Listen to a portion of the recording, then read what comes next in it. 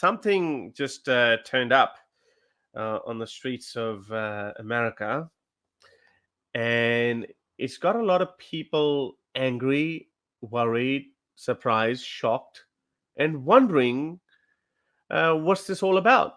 So I'm going to share that with you. And I'm to be honest, I'm one of those people who's scratching his heads. What's going on? Who is he? What is he talking about?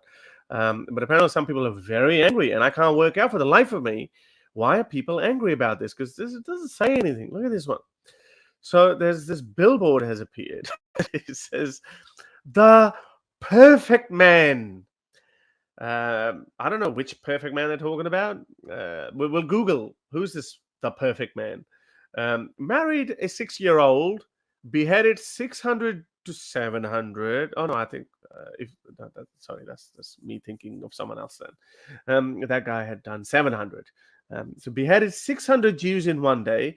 Slave owner and a slave dealer. 13 wives, 11 at one given time. Rapist, tortured, and killed unbelievers. Educate truthophobes. I like the O in there, truthophobes. Can anyone have a guess? Who is this? What is this about? I don't know, Nuria. Can you make any sense out of it? It beats me. Something's ticking in my mind. I just have to be sure. Have you read them all out? Yeah, I don't know, guys. Can you help us out? Can you put that in there? It says, "Oh, the perfect billboard." Okay, yeah, it's a perfect billboard. So this lady, it looks like a Wait, Hindu. Horace, I don't even need to use a phone a friend. I don't think I need a 50-50 at this point. I don't think I need to ask the audience. I think we know who it is. Right. But do you dare say it? Oh, am I going to be the one to take the brunt of this? Shoot myself in the foot. That perfect man is the one and only drum roll. Horace, say it. Good. Yeah, you want me to be that 601st Jew. No, it is obviously. I mean, I think there's so many creative ways to roast the so-called the greatest man who ever lived. There are really so many ways because thanks to social media, yeah, this kind of description can't be actually,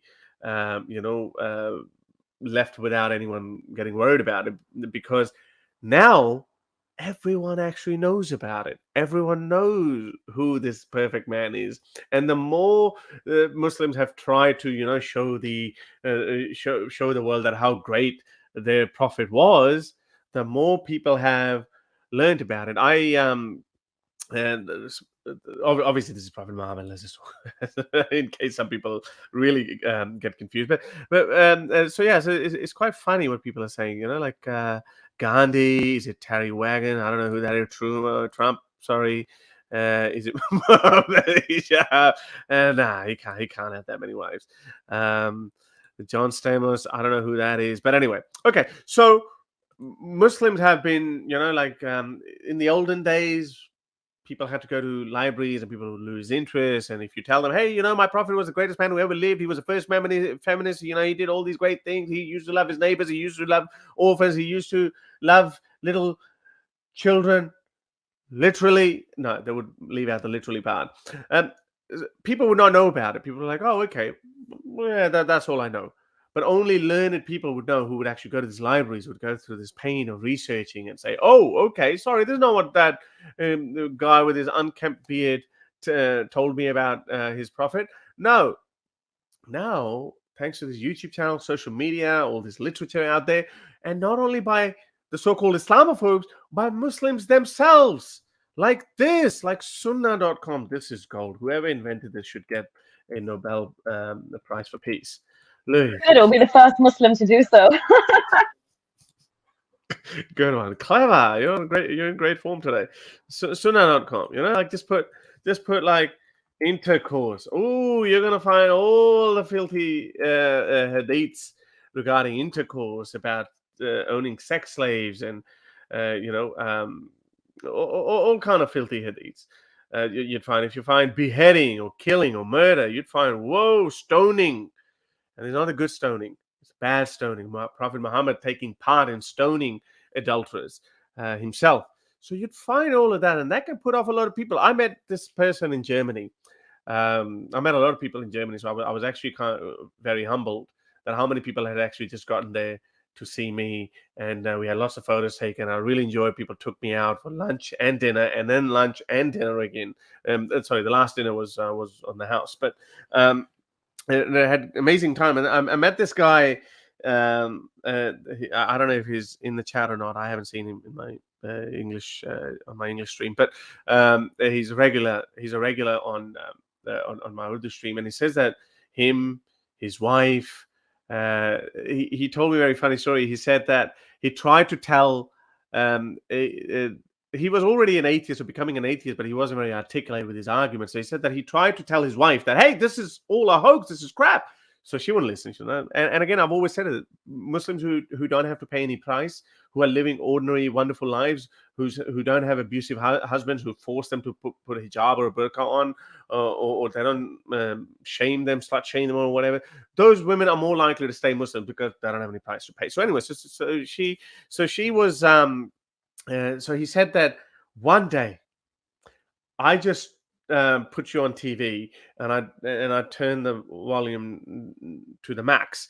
And Haris, you were talking about Hazrat Aisha, Ami Aisha, Mother Aisha being only 9 years old, and in my own usual fashion, I was a little bit blasphemous in my approach or something. He said, I just cranked up the volume, and she was in the kitchen, and she just comes running in. She's like, "What? What? Was she 9? Really?" And then I went on to Muhammad's sex slaves like Javeria and all these other women, and she was like, "What?" And then she became curious, and then she started finding out more and more about Islam. And now she was there. I met her, and she took photos with me. She shook hands with me. She wasn't. She wasn't ready to attend the conference itself, so she didn't attend the conference. She just went around sightseeing and stuff. But she was saying that, I don't feel any hatred or animosity towards you. But then also this guy said that his friend was also one of those moderate, nominal, lipstick Muslims. He fell in love with a German woman, and he was telling his German girlfriend to convert to Islam, or whatever. And she was researching Islam, and then she stumbled upon my videos, and then she obviously some questions arose, etc. And then she was like, "Oh, I've got these questions. How about you answer these questions?" So he went away and he started researching this question about sex slavery, wife beating, the statement testimony worth half of that of a man, etc. And then he ended up becoming an atheist, and that's how he found out about me. So that was his friend. So I was quite humble. Like, all of these things are happening thanks to social media, and hence, if we were living in any other era, people would not even have known that who is this guy? Who is this Ted Bundy there? Yeah, I literally even seeing this billboard, I was so surprised when I first saw this. I was like, wow, that's like that, because that takes guts, right? Anybody that would say something like that, naturally, unequivocally, you'd be like, oh, you're an Islamophobe. How dare you? Every single one of those things are the what's it, the punch points for Islam. Like, these are the destroying factors of what breaks and shatters that perfect man, perfect prophet, timeless, eternal example for all men to follow forever. And now, all of these things that we literally hone in every day when we talk to Muslims, that how do you accept that he married a 6-year old? How do you accept that he traded and dealt with slaves? Yes, you can say he emancipated some or he let some off the hook, but he was a slave owner and trader. He would trade 2 black slaves for 1 non-black slave. That is also part of the character of this man. This is his life. This is part of his lived experience. And for this billboard to just blast it all out there, I mean, even as the next Muslim, I was like, wow, hats off. And I love what's written at the bottom. Educate truthophobes, because you know what? That's the word we should have for them now. When I was on my rant earlier about Have you read the Quran in your language? No. Well, then don't come to me with false pretenses about what it is. You are a truthophobe. You that's the new word, I think. That's it. If you're not driven by intellectual honesty, if you don't want to accept every bullet point on that billboard, and if you don't want to go and look into it, verify it, see if that happened in Islamic history. I'm not saying history, Islamic history. Go by what your own history is telling you. And look into each of these things, because the second you agree that even one of those things happened, boom, Prophet Muhammad is no longer that. He is no longer a prophet. He is nobody to be revered or followed.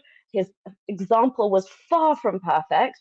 It is for sure it does not belong in the 21st century, and it has no place in modern society. And as a woman, if you love this man and you hold him more near and dear than your own family, than your own children, than your own parents, then I really, really feel sorry for the kind of man that you are giving your entire life to, because he could not give two flying monkeys about you. He's equated you to dogs and donkeys. He literally took women into his fold and raped them after killing her husband, her brother, her father. Any woman in their right mind knows that no woman would think that that was consensual, or a marriage, or even a marriage by Islamic standards. As a woman, I'm sure you would consider that rape in that very moment. But yeah, kudos to this billboard. Yeah, somebody just asked, where is this billboard?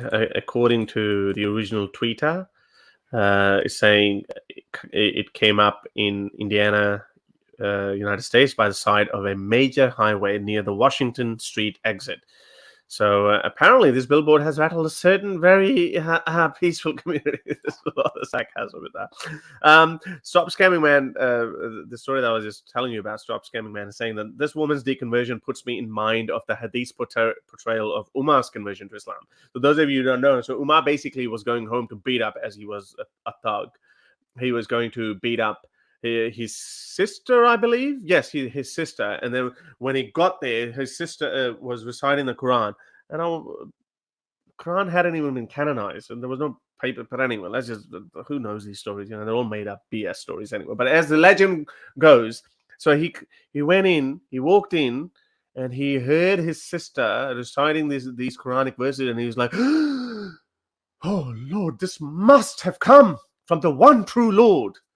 And he converted to Islam. So this is exactly kind of what happened to this lady. She's like, "Oh, Haris," she comes running in, and she's like, "Oh, right, this must be the one true voice of reason." So yeah, good one, good pick. Horace, I just have a quick question for you. Just on the billboard, I'm not sure if you know or not, but again, I'm just a bit shook. How has that not been taken down? Have Muslims not petitioned or, done the peaceful protest like they did outside the cinemas in England to get Lady of Heaven off? How is this still there? Well, because they can't do anything. I mean, if they say they need to have grounds to have this taken down, yeah, they would say, the person, whoever, whatever the authorities are, they would say, okay, what's your problem? This is genius. Actually, we can actually get them put up everywhere. They're like, so what? So is there a guy who married 6-year-old and beheaded 600 Jews and was a slave owner, had 13 wives, and 11 at a time, was a rapist and tortured and killed unbelievers? No. Our prophet wasn't that. Well, then it's not about you. You know? Because Horace, if I was driving past this billboard and I wasn't very educated about Islam, or if I was a Muslim and I was like, what the hell? Like, it would entice me. That moment, I would pull over and I would do a Google search. I really would. Well, yeah, but then you'll be admitting that he did these things, and in that case, that would And I'm make. not a truthophobe. Yeah, you are well. They are truthophobe. Anyway, so Metalhead is saying the perfect man is a bigger creep than a podiatrist with a foot fetish. Change my mind. If you like these videos and want to support me in my activism, then you can support me on Patreon or PayPal. Stay free, everyone.